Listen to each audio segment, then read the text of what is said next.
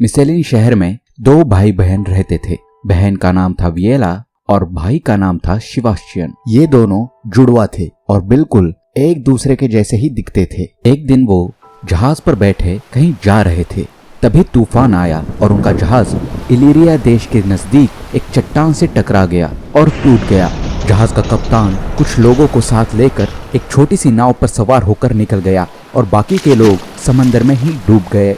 विएला भी उस नाव पर थी, पर उसे अपने बचने की इतनी खुशी नहीं हुई थी जितना अपने भाई के डूबने पर दुख हुआ था।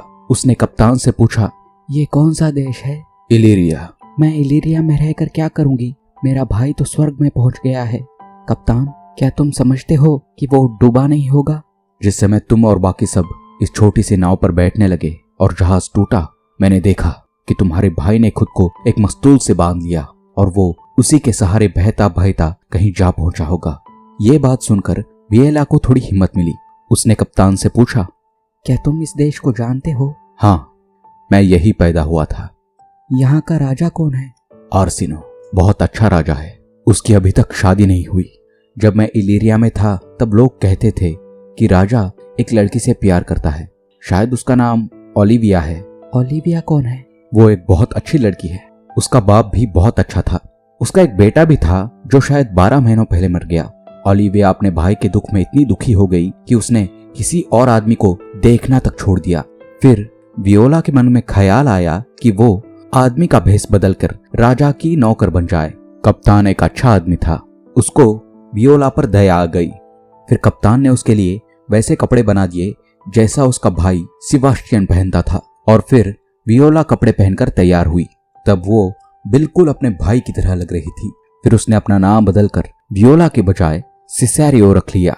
फिर राजा ने उसको अपना निजी सेवक बना लिया। राजा सिसेरियो को इतना पसंद करता था कि उसको एक मिनट को भी अपने पास से अलग नहीं करता था। राजा ऑर्सिनो ने ओलिविया के प्यार के बारे में भी सिसेरियो को बता दिया था।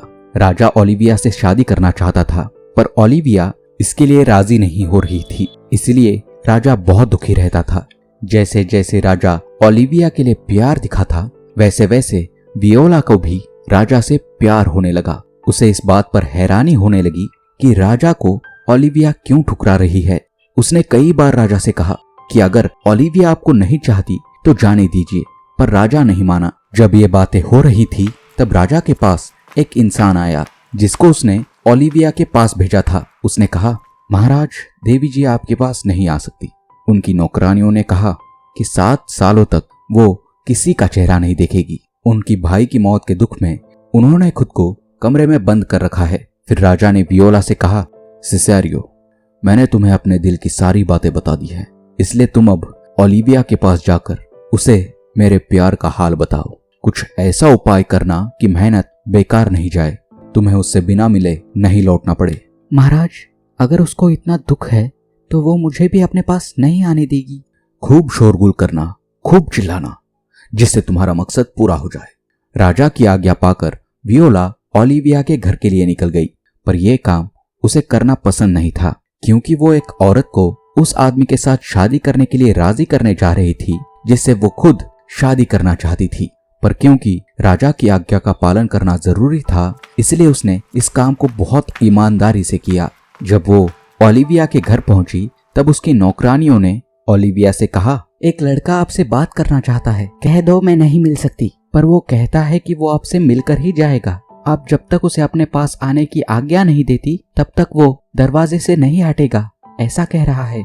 ओलिविया को ऐसे इंसान को देखने की इच्छा पैदा हो गई और उसने उसको अंदर आने की आज्ञा दे दी। फिर विओला कहने लगी, सुंदरी, ये बताओ कि इस घर की मालकिन कौन है, क्योंकि मैंने उन्हें कभी नहीं देखा।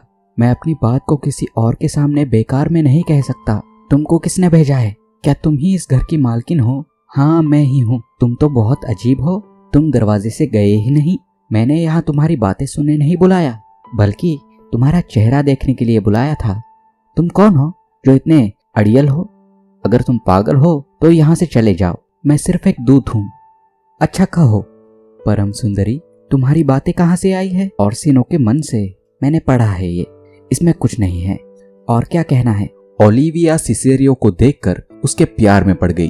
फिर विओला ओलिविया से कहने लगी, तुम तो कितनी सुंदर हो, लगता है कि भगवान ने तुम्हें खुद अपने हाथों से बनाया है। तुम्हारे रूप के साथ तुम में अभिमान भी बहुत है। मेरे राजा तुमको बहुत चाहते हैं। वो रोज आपको याद करते हैं। आपके लिए उनकी आंखों से आंसू बहते हैं। तुम्हारे महाराज को मालूम है कि मैं उसे नहीं चाहती। मैं जानती हूँ कि वो एक अच्छा आदमी है, पर मैं उसे नहीं चाहती। ये मैंने उससे पहले भी बहुत बार कहा है। अगर मैं तुमको अपने राजा की तरह चाहता होता तो तुम्हारे मना करने की मुझे जरा सी भी परवाह नहीं होती। तुम क्या करते? मैं तुम्हारे दरवाजे के सामने झोपड़ी बनाकर ओलिविया ओलिविया क्या करता और आधी रात तक इतना चिल्लाता कि तुमको नींद ही नहीं आती। तब तो तुम मुझ पर दया जरूर करती। फिर ओलिविया ने कहा, अब अपने राजा का संदेश लेकर कभी मत आना। हाँ, तुम उसकी हालत बताने के लिए कभी कभी जरूर आ जाया करो। ओलिविया ने यह कहकर वियोला को भेज दिया और ओलिविया अब सिसेरियो के प्यार में पड़ गई। जब वियोला चली गई तब ओलिविया ने सिसेरियो को एक संदेश भेजा कि एक अंगूठी जो तुम्हारे राजा ने भेजी थी और जिसे तुम वहीं छोड़ आए वो आकर ले जाओ। वियोला समझ गई कि असली बात क्या है, क्योंकि वो आर्सिनो के पास से कोई अंगूठी नहीं ले गई थी। उसे यकीन हो गया कि जरूर ओलिविया उसको चाहने लगी है। ये बात जानकर उसे बहुत दुख हुआ। वो मन में कहने लगी, बहुत दुख की बात है, ओलिविया शून्य से प्यार कर रही है, तभी तो भेष बदलना बुरी बात है। फिर वियोला आर्सिनो के महल में वापिस लौट आई। उसने अपनी मेहनत की असफलता की कहानी आर्सिनो को बताई, पर आर्सिनो को अभी तक यही लग रहा था कि सिसेरियो एक ना एक दिन अपने काम में जरूर कामयाब होगा। इसलिए उसने फिर हुक्म दिया कि तुम रोज ओलिविया के घर जाया करो। राजा ने उसके उदास चेहरे को देखकर पूछा, सिसेरियो, हालांकि तुम्हारी उम्र अभी बहुत कम है, पर लगता है कि तुम किसी के प्यार में हो। हाँ महाराज, आप सही कह रहे हैं। वो कौन है? उसका रंग आपकी तरह है और उसकी उम्र भी आपकी जितनी ही है। आर्सिनो को ये बात सुनकर बहुत हैरानी हुई कि सिसेरियो अपने से बड़ी उम्र की लड़की को चाहता है। पर वियोला का कहना भी ठीक था, क्योंकि वियोला राजा से ही प्यार करती थी। जब वियोला अगली बार ओलिविया के पास गई तब उसे घर के अंदर जाने में पहले की तरह तकलीफ नहीं हुई। जैसे ही वियोला दरवाजे पर पहुंची, नौकर बहुत आदर सम्मान के साथ उसे ओलिविया के कमरे में ले गए। वियोला ने कहा, मैं फिर अपने राजा का संदेश लाया हूँ, मुझसे राजा के बारे में कुछ मत कहना। फिर ओलिविया ने साफ साफ कह दिया कि वो सिसेरियो को चाहती है और उससे शादी करना चाहती है। सिसेरियो, जिसको ओलिविया ने एक लड़का समझा था, असल में एक लड़की थी। इसीलिए वियोला ये बात सुनकर नाराज हो गई। तब ओलिविया कहने लगी, देखो तुम्हारा गुस्सा भी कितना प्यारा लगता है। पर ओलिविया की सारी मेहनत बेकार हो गई, क्योंकि वियोला गुस्सा होकर वहां से चली गई। जैसे ही वियोला ओलिविया के पास से गई तो रास्ते में एक इंसान ने लाठी से उस पर आक्रमण कर दिया। ये वो इंसान था जिसको ओलिविया ने ठुकरा दिया था। उसने सुना था कि ओलिविया वियोला से प्यार करती है, इसीलिए जलन के मारे उसने वियोला को मार डालने का इरादा कर लिया था। अब बेचारी वियोला क्या कर सकती थी? वो तो औरत थी, उसने कभी अपने हाथ में शस्त्र नहीं उठाया था। हालांकि उसने एक आदमी का भेष बदला हुआ था, पर उसका दिल औरतों की तरह ही नाजुक था। पर भगवान की कृपा से उसे मदद मिल गई, क्योंकि तभी वहां से एक राहगीर गुजर रहा था, जिसने सिसेरियो को देखकर और ये समझकर कि वो उसे पहचानता है, उसने उस दुश्मन से कहा, अगर इस इंसान ने कुछ अपराध किया है तो मैं इसका अपराध अपने ऊपर लेता हूँ। अगर तुम्हें युद्ध करना है तो मुझसे करो। वो दुश्मन तो भाग गया, पर राजा के सिपाहियों ने उस राहगीर को पकड़ लिया। ऐसे पकड़े जाने पर उस राहगीर ने वियोला से कहा, ये सब तुम्हारे साथ देने का फल है। फिर वो वियोला से पैसों की थैली मांगने लगा। वियोला इस आदमी को नहीं पहचानती थी, इसलिए थैली का नाम सुनकर वो हक्का बक्का रह गई। फिर उस आदमी ने कहा, हैरान क्यों हो रहे हो? मुझे तुम्हारी मदद चाहिए, मेरी थैली दे दो। वियोला कुछ समझ नहीं सकी। उसने थोड़े से पैसे अपने पास से उसे दे दिए, क्योंकि उस आदमी ने आज उसकी जान बचाई थी। फिर वियोला ने कहा, मैं तुमको नहीं जानता। ये बात सुनकर वो आदमी झल्ला उठा और कहने लगा, देखो इस आदमी को देखो, ये कितना बुरा है। मैंने इसे मौत के मुंह से बचाया था और इसी के लिए मैं इलीरिया में आया था और इसी की वजह से मुझे इतना दुख सहना पड़ रहा है। पुलिस वालों ने उस आदमी की एक बात नहीं सुनी और वो कहते हुए चले गए, हमको इससे क्या। जब कैदी पुलिस के साथ जा रहा था तब वो वियोला को सिबास्टियन नाम से पुकार पुकार कर कोसता जा रहा था। वियोला ने सिबास्टियन का नाम सुनकर समझा कि कहीं इसने मुझे मेरे भाई के धोखे में सिबास्टियन ना समझ लिया हो। पर पुलिस वाले उस कैदी को इतनी जल्दी पकड़ के ले गए कि उससे बातचीत करने का मौका वियोला को नहीं मिला। पर हाँ, वियोला को यह बात जानकर बहुत खुशी हुई कि उसका भाई अभी जिंदा है।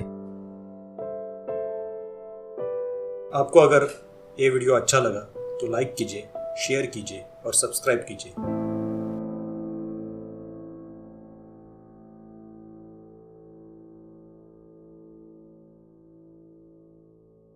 वियोला का भाई सेबास्टियन जब मस्तूल से बंधा हुआ समंदर से बहता जा रहा था तब बहुत थक गया था और उसमें तैरने की ताकत नहीं बची थी।